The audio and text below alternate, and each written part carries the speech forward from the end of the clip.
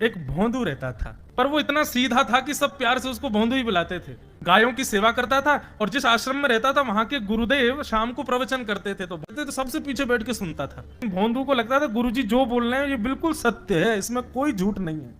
एक दिन गुरुजी प्रवचन करते हुए बोले, यमुना के पल्ली पार भांडीर वन में ठाकुर जी गैया चराने आए। भांडीर वन का नाम सुनते भोंदू कान खड़े हो गए। बोले भांडीर वन तो मैं जाता हूं गैया लेके, मुझे तो कभी मिले नहीं वहां पे। अरे मुंह में ही कमी होगी, मुंह में ही सामर्थ्य नहीं होगी उनको देखवे कि मैं ही नहीं देख पाए होंगे, वो तो आते होंगे वहां पे, मुझे ना दिखे होंगे।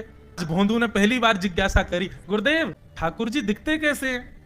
तो गुरुदेव भी हंस गया, अच्छा भोंदू पूछ रहा है, बैठ जाओ बताते हैं। मोर मुकुट पहनते हैं ठाकुर जी, और बोले दो कान हैं लेकिन कुंडल एक ही पहनते हैं। ठाकुर जी ऐसे पुष्प तोड़ के कान के ऊपर लगा लेते हैं, दोनों कानों में एक ही कुंडल को फेर फेर के पहनते। ठाकुर जी पीली पीतांबरी, ऐसी ठाकुर जी पीली पहनते, पीली पीतांबरी। माला कैसी पहनते हैं? ठाकुर जी ऐसी पहनते हैं पूरी पैरों तक जाए। ये देखो गुरु जी कह रहे हैं तो निश्चित है भंडीर वन में आते हैं ठाकुर जी। भोंदू अपनी गैया लेकर के भांडीर वन पहुंच गया। गैया चर रही थी, अब भोंदू ढूंढ रहा है, कभी वृक्ष के नीचे जाके देखे, कभी कहीं देखे, कभी ढूंढे कहीं से चंदन की सुगंधी आ जाए। गुरुजी बता रहे थे उनमें से चंदन की सुगंधी आती है, क्या पता कन्हैया यहीं कहीं हो। इतने भाव से, इतने प्रेम से और इतने भोलेपन से ढूंढने लगा ठाकुर जी को, और ठाकुर जी नहीं मिलते ना तो अपने आप को ही कोसता, मुंह में योग्यता ना होगी यही मारे ना मिल रहे, ठाकुर जी तो यही है। गुरु जी की बात गलत नहीं है, ठाकुर जी तो यही है। उसके उस सहज भाव पर, उसके उस सरल भोंदूपने पर ठाकुर जी रीझ गए। और इतने में ही भोंदू हताश निराश उदास बैठा था, खुद को कोस रहा था, मुंह में योग्यता ना है, मुंह ठाकुर जी मिलना है रहे। इतने में ही देखा सामने से असंख्य गायों का झुंड आ रहा है, और भोंदू ने जैसी उन गायों को देखा, ऐसी गाय कभी देखी नहीं, अलग गाय, सींग चमक रहे हैं, सींगों के ऊपर के भाग में सोने चांदी मढ़े हुए हैं, ऐसी ऐसी सुंदर सुंदर तंदुरुस्त गैया। तभी देख रहा है भोंदू, पीतांबरी पहनी है, गले में वैजंती माला धारण की है, सिर पर पाग पहनी है, एक कान में कुंडल है, मंद मंद मुस्कुरा करके दतुइयां दिखा रहे हैं, कटाक्ष नेत्रों से कभी इधर देख रहे हैं कभी उधर देख रहे हैं, अपनी वेणु को कमर में कस करके गैयाओं के गले में गलवैयां डाल करके श्याम सुंदर भोंदू की तरफ चलते भय आ रहे हैं। ये दृश्य देख करके हाथ पांव कांपने लगे भोंदू के। उसको लगा मेरे पास तो आएंगे ही नहीं, है वहीं से मुड़ जाएंगे, अब मैं उनके पास जाके उनको असहज नहीं करूंगा, यहीं से देख लूं, यहीं से प्रणाम कर लूं। लेकिन जैसे जैसे प्रणाम करके ऊपर देखता, ठाकुर जी और पास आ रहे हैं, और पास आ रहे हैं, और पास आ रहे हैं। जैसे ही ठाकुर जी आकर के बैठे, भोंदू के पास शब्द नहीं है, हाथ पैर कंपित हो रहे हैं, उसको सूझ ही नहीं रहा करूं क्या मैं, इनके लिए क्या बिछाऊं, कहां बैठाऊं। ठाकुर जी ने अपने आप ही भोंदू के गले में हाथ डाली, अरे तेरा नाम कहा है? जैसे ही ठाकुर जी ने नाम पूछा, भोंदू अपना ही नाम भूल गया, बोले मुझे याद ही नहीं मेरा नाम क्या है, पर प्रेम से सब लोग मुझे भोंदू बुलाते हैं। अब तो भोंदू नाम सुनते ही ठाकुर जी ताली दे दे के हंसने लगे, तेरा नाम भोंदू है? बोले हाँ मेरा नाम भोंदू है। और ठाकुर जी आपको अच्छा लगो? बोले हाँ बहुत अच्छा लगो। आपको नाम कहा है? ठाकुर जी बोले तुम वो ना जाने? बोले जानू तो ना हूं, लेकिन गुरु जी ने जैसो रूप बताया वैसो ही है आपको, तो आप कहीं नंद नंदन तो नहीं हो? ठाकुर जी बोले हाँ मैं नंद नंदन नहीं हूं, यशोदा जी को लाला, नंद जी को लाला। भोंदू बोलो जय हो भगवान, आज आपके दर्शन है गए। गुरु जी और सब बालकन को तो आप शायद रोज ही मिलते होंगे, लेकिन मैं ही अभागो, मुंह को आप आज ही मिले हो।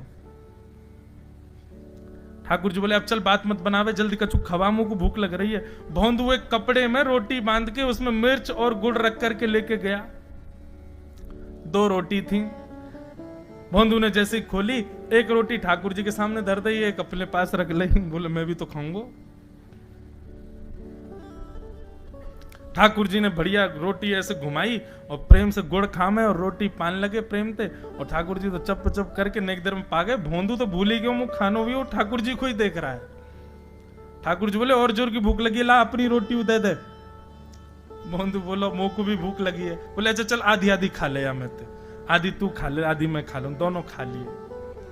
कल ते नेक्स्ट से ज्यादा सी रोटी ले आइयो, भूख ज्यादा लगे, और सुन यही समय आइयो, मिलूंगा कल भी तोते। ठाकुर जी अपने मार्ग पर चले गए। भोंदू इतना प्रसन्न है, बोले आज मुझको ठाकुर जी मिल गए। गुरुदेव के प्रवचन का समय हो गया, भोंदू पीछे जाके बैठ गया, अपने गुरुदेव को प्रणाम करे, इनकी कृपा से ठाकुर जी मिले। उसने किसी को नहीं बताया, उसको लगा सबको ही मिलते हैं भगवान, मुझे ही मिले हैं बहुत दिन बाद। दूसरे दिन भोंदू खूब सारी सामग्री रसोई घर में इकट्ठा करके जाने लगा। किसी ने जाके गुरुदेव से कह दिया कि भोंदू बहुत सारी सामग्री ले जा रहा है। गुरुदेव ने जाके कही, भोंदू इतनी सामग्री ले जा रहा हो भैया, वो भंडारो करेगो का? नहीं गुरुजी भंडारो तो नहीं करूंगा, वो नंद नंदन नाम है, वो यशोदा नंदन मदन मोहन, वो अपनी गैया चरा के आए, कल भी आए, मेरी रोटी खा गए, मैं भूखो ही रहेगो कल। या हमारे ज्यादा सी ले जा रहा हूं, बेचारे बहुत भूखे आए कल, कि उनको पेट भर जाएगा, मैं भी पा लूंगा, या हमारे गुरुजी आज ज्यादा सामग्री ले जा रहा हूं। गुरुदेव ने मन में सोचा ये बात कोई और कहे तो अविश्वास किया जा सकता है, लेकिन भोंदू झूठ नहीं बोलता। भोंदू कभी झूठ नहीं बोलता, भोंदू की बात पर विश्वास करना ही पड़ेगा। गुरुदेव बोले सुन सुन ठाकुर जी आए थे? बोले हाँ। अच्छा उनका रूप कैसा था? जैसा रूप आपने बताया था ना गुरुजी, बिल्कुल वैसा, ऐसे कटाक्ष नेत्र, मोती जैसे दांत, ठाकुर जी की मुस्कान ऐसी, पाग ऐसी, कान ऐसे। गुरुदेव के तो नेत्र बंद हो गए, वे सब अनुभव करने लगे। लेकिन गुरुदेव बोले रूप कैसा भी बता दे, चरण यदि इसने बता दिए तो मैं मान जाऊंगा कि ठाकुर जी थे। अच्छा तूने चरण देखे? बोले हाँ गुरुजी मैंने चरण देखे। चरण कैसे थे? ठाकुर जी के चरण जब वो चल करके आगे बढ़ते हैं ना तो चिन्ह बन जाते हैं। कहीं ध्वजा बनी थी, कहीं शंख बना था, कहीं कुछ बना था, और उनके जो नखून है ना उनमें से ऐसा लगता है मानो जैसे कोमल का पराग हो, कमल का पराग हो। और चरणों का रंग कैसा, जैसे मानो जैसे गुरुदेव कमल होता है ना, कमल की आकृति, ऐसे ठाकुर जी के चरण। जब चरण का यथावत वर्णन भोंदू ने कर दिया, गुरुदेव समझ गए, बोले निश्चित ठाकुर जी आते। नहीं तो भोंदू कहां जाने, इतनी बुद्धि नहीं है उस पे कि वो इतना सब कुछ ढूंढ धाड़ के मुझे बताए। भोंदू एक काम करेगा? बोले हाँ। ठाकुर जी आएंगे तो तेरे सखा बन गए? बोले हाँ। तो उनको लेकर के आश्रम आ जा, यहां पे आ जा। भोंदू बोला कि इतने योग्य बालक हैं, लेकिन ठाकुर जी ने किसी से नहीं कही, मुझसे कही है। अगर मैंने ये काम नहीं किया तो मेरा जीवन व्यर्थ है। भोंदू को लगा ठाकुर जी सबसे ही मिलते हैं, गुरुजी किसी से भी कह के बुलवा लेते, मुझको काम दिया। भोंदू ने तो उसको अपने हृदय में ले लिया, अब ये काम मुझे करना है। बोले गुरुजी मैं वचन दे के जा रहा हूं, ठाकुर जी को मैं लेके आऊंगा। जा बेटा। भोंदू वन में चला गया। अब तो उसको मिलने की भी एक्साइटमेंट नहीं है और कोई उसके मन में भाव ही नहीं है, उसको ये है बस ठाकुर जी को मैं ले जाऊं। जाकर के बैठा, ठाकुर जी अपनी गैया चराते भये, ठाकुर जी आए, रूप देख करके फिर से भावुक हो गया भोंदू।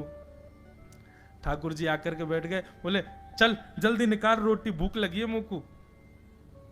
भोंदू सजाता जा रहा है थाली, ठाकुर जी को देता जा रहा है। बोले जय जय एक प्रार्थना करूं? बोले करो। आप मेरे संग मेरे सखाओ ना आप? बोले हाँ तेरो सखाऊं तो मेरी बात मानोगे? बोले कहा आप मेरे संग आश्रम चलो गुरु जी के पास। ठाकुर जी रोटी पाते जा रहे, ठाकुर जी ने अनसुनी कर दी बात। बोले जय जय कछु कहो ना, आप चलोगे ना? ठाकुर जी बोले हम तेरे सखा हैं, तेरे गुरु जी के सखा नहीं है। तू मोते मिल, तू मेरे संग खा, तू मेरे संग रहे, तू कछु कर, तो कुछ सब अधिकार है, लेकिन ये हम गुरु जी ते मिल बातें मिल ये सब हम नहीं करेंगे। हम बस तेरे सखाएं तो ही जाने और कोई ना जाने। ए जय जय ऐसे मत कहो ना, वे नहीं बताते तो मैं तो आपको देख ही नहीं पाता, मैं तो आपको जानता ही ना हूं। उनने ही तो मुझको बताई कि आप भांडीर बनाते हो, आपका रूप ऐसा है। उनने कृपा करके मुंह को आपसे मिलवाए हो, वही हमारी मित्रता के मूल आधार है, उनसे तो मिलवे चलो ना। ठाकुर जी बोले देख ज्यादा जिद मत करे, हमने तो उसे एक बार कह दी हम नहीं जाएंगे नहीं जाएंगे नहीं जाएंगे।